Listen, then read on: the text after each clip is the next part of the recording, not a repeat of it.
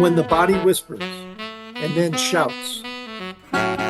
3 weekends ago, I found myself in a place I hadn't expected to be, flat on my back in a hospital bed, an IV in my arm, a hospital smock on my chest, and more tests being run on me than I could count.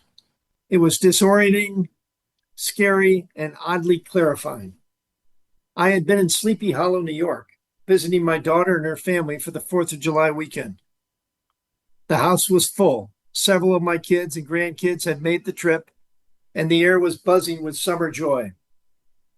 That morning, there was a classic small-town celebration. A children's parade, complete with fire trucks and police escorts, a park picnic with burgers, hot dogs, tug-of-war, and laughter. A Norman Rockwell kind of day. But something felt off. As we walked the 5 blocks to the park, I started to feel woozy, just a little lightheaded. Not enough to raise alarms, but enough to notice. I mentioned it to one of my kids in passing. Later that afternoon, I left the festivities early and biked home to take a short nap. I felt better afterwards and went to the fireworks show that night without issue. But the next morning, things escalated quickly. After getting up to use the bathroom, I felt faint, so faint that I had to brace myself against the table to avoid falling. And then came the retching, dry heaves, profuse sweating, dizziness. And it came again and again. That's when I knew something wasn't right. A quick call to my daughter, and before long, my son-in-law was driving me to urgent care.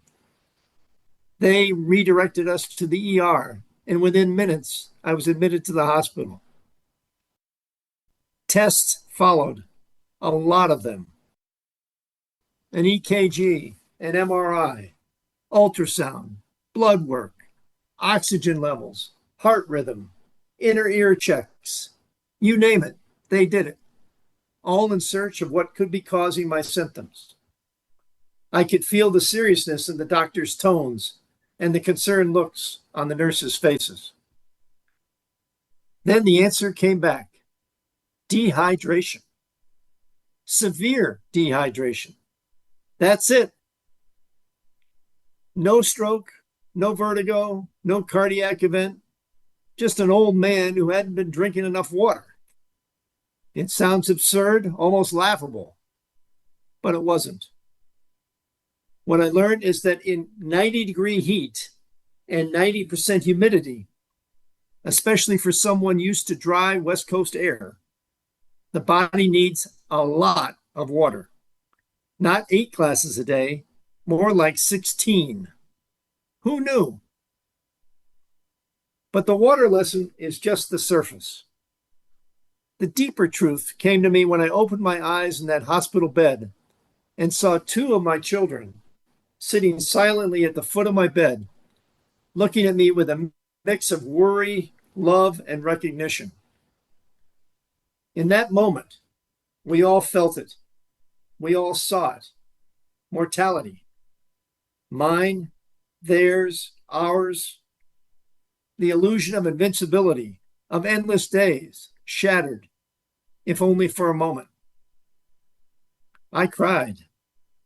They cried. No words, just tears.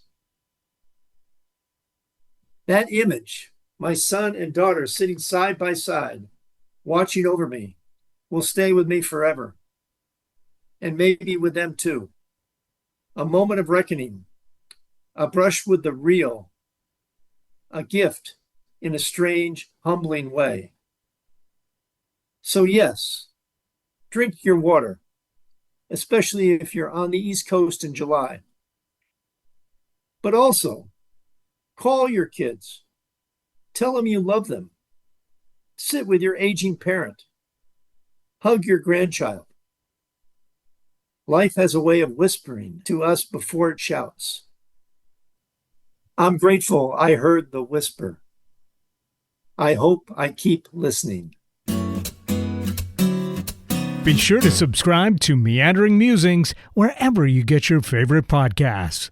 For more about Neil Peterson and to read more Meandering Musings and travel essays, visit meanderingmusings.net. Tell your friends about Meandering Musings and leave us a review on Apple Podcasts.